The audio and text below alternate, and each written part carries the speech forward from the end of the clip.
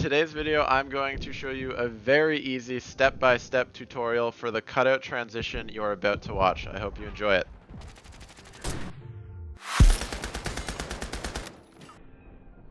Alright, so the first step in making that cutout transition you just saw in the introduction is going to be importing the files we're going to use for the edit.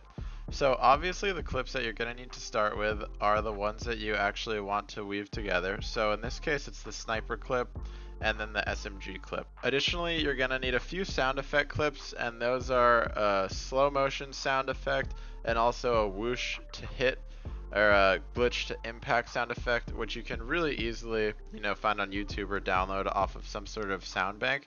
And the last thing that you're going to need is a white square image. So when you go to your actual clips we're going to use for the edit, you want to find the point at which you hit your clip, right click here, mark in, go to the end, mark out, and then drag it down into the timeline. We're going to repeat that exact same process for the second clip that we're going to be using here, and just drag that right in. So now what we're going to want to look at is the end of our first clip, so wherever that may be. I'm also just going to mute this track to save our ears while we go through the editing. So boom. We'll say that's kind of the last important thing there. We're going to hit C on the keyboard to use the razor tool or the cut tool. Cut, tap V to get back to the select tool or the pointer tool.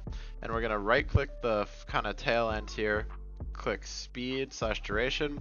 We're going to bring that down to 15% and be sure to click optical flow so the slow motion looks smooth. Click OK. And now let's watch this through really quick. So boom. And then it just slows right down. And then I'd say we can probably cut it right about after this length. Now what we're going to do is go to the SMG clip and we're going to find our first frame. So we want it to be one where the gun is very present but there's no actual gunfire flare. So that's going to be this clip for us here. Zoom right in on that. Again, hit C on the keyboard, V, delete the front bit there, and now zoom back out. You're going to want to hold Alt on the keyboard, click and drag, and this will, whoops, I let go there. This will duplicate our clip. And now on the second one, you're going to want to right click, you're going to then click add frame hold. Now this will basically turn the clip into a still image. We're going to right click one more time, click unlink to detach the audio and delete the audio because we're not going to need that. Now select the clip, the still image here now, and go up to the top left corner. We're going to click effect controls, go down to opacity and click this pen tool right here. You'll see it opens up a mask. That's great. Now bring your cursor to your main program, and then we're going to start making an outline of your gun and operator hand holding the gun. You can really get this as detailed as you want it to be, or you can be a bit clunky and polish it up with the feather and expansion effects later. So for the sake of the video, I'm going kind of quick here, but again, you can zoom in. Just to make sure you're getting these angles how you want them. You can tap H to move the clip, tapping V to bring back the pen tool there, all the way down, and now we're going to want to connect over here. And now if you click out, you can kind of see we have our outline. Again, I want to sort of polish up the edges there, so I'm going to turn that feather, maybe I'll put it to 50, and I'm going to turn the expansion on the gun down just a little bit. Turn the feather down.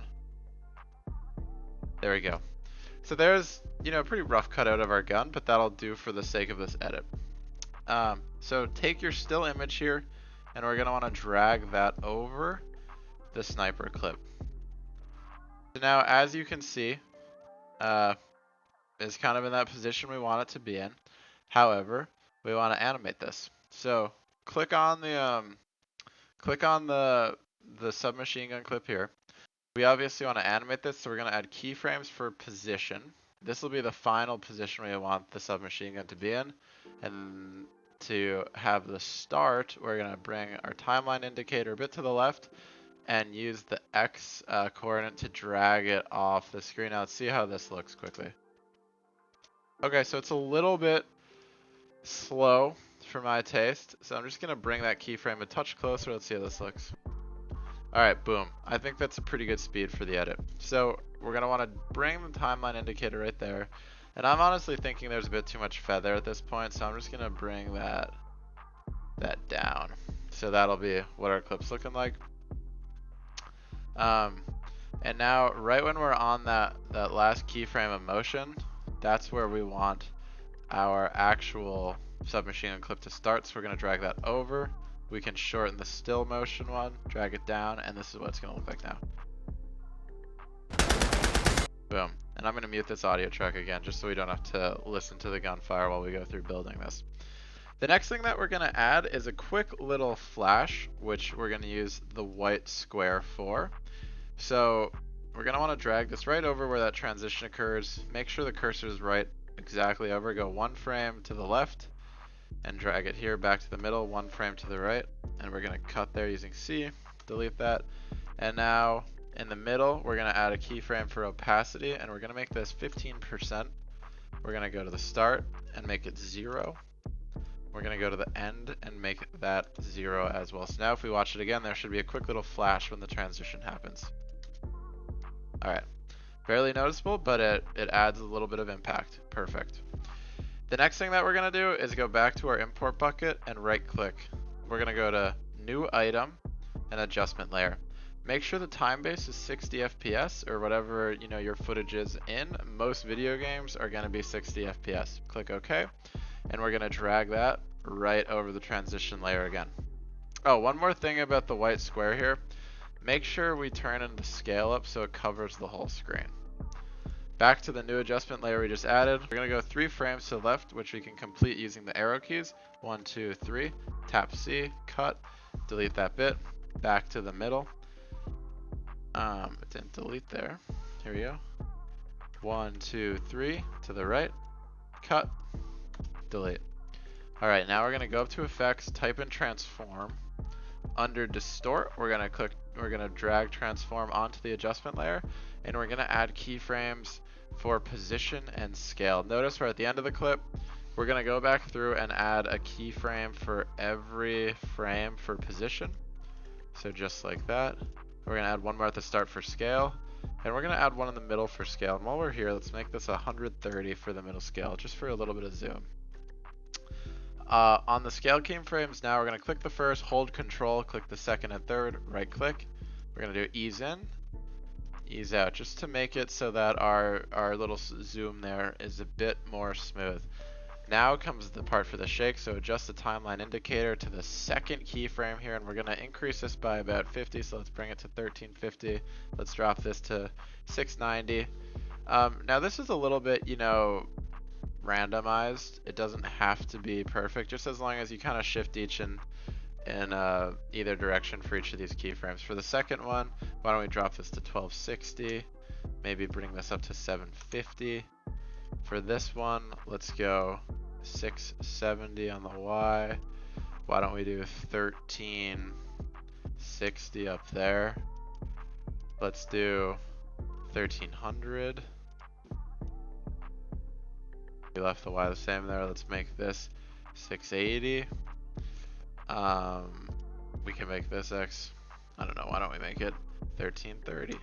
And then be sure to leave the first one here and the last one at the same value they start at. Similar to the bottom, we're gonna click the first, hold control, select the other keyframes, right click, temporal interpolation, ease in, ease out. This will just make our shake a little bit more smooth here. So let's see how it looks with a shake.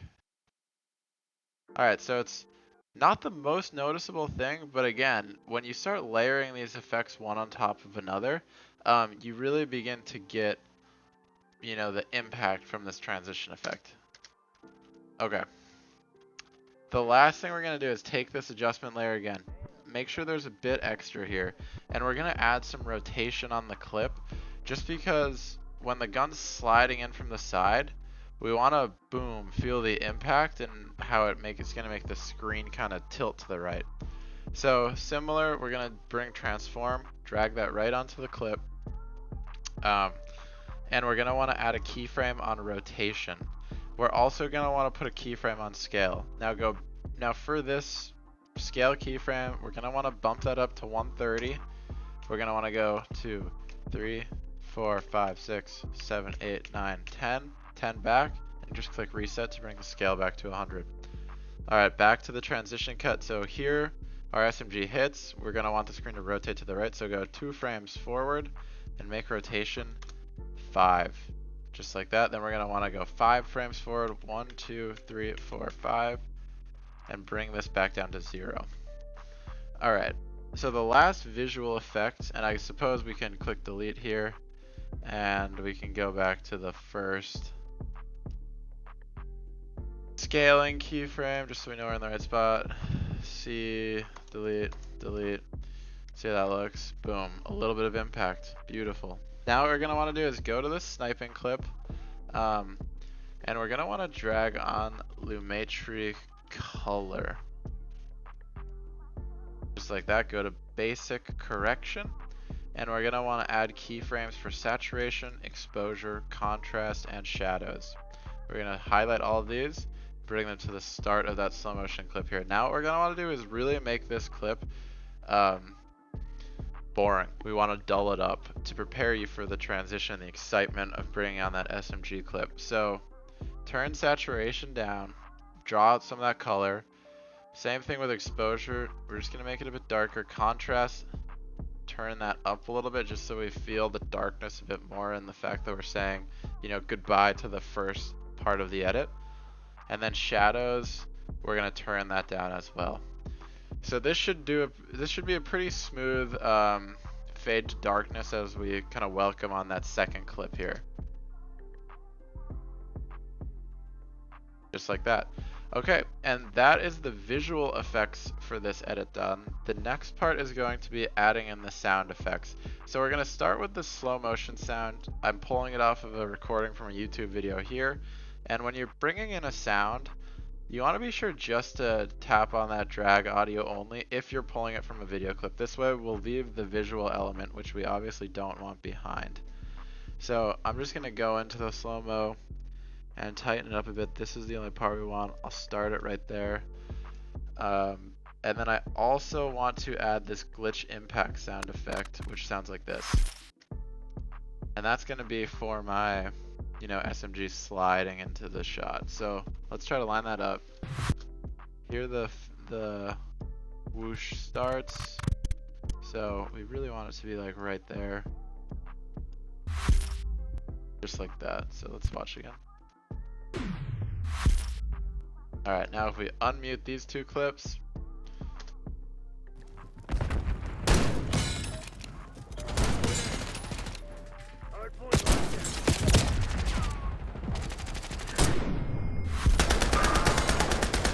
Alright, so there is your tutorial for the cutout transition that you can use in your Call of Duty edits. Again, I did this for a specific clip, but really you can take any of these tools and kind of mix and match to best suit your edits. If you guys have any questions, don't hesitate to drop a comment and we'll be quick to respond. Thanks for watching.